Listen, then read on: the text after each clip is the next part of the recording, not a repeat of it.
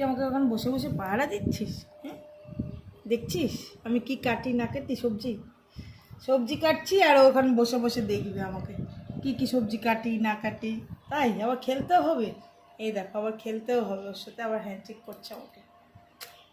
এরাই ভালো, অনেক ভালো। তাই না? উঠে বসো, উঠে বসো, উঠে বসো। হ্যান্ডশেক করতে হবে না। হ্যান্ডশেক কোনটা হাতে করে? রাইট হ্যান্ডে করে হ্যান্ডশেক, তাই না? এই দেখো আমাকে নিয়ে এখন খেলছে।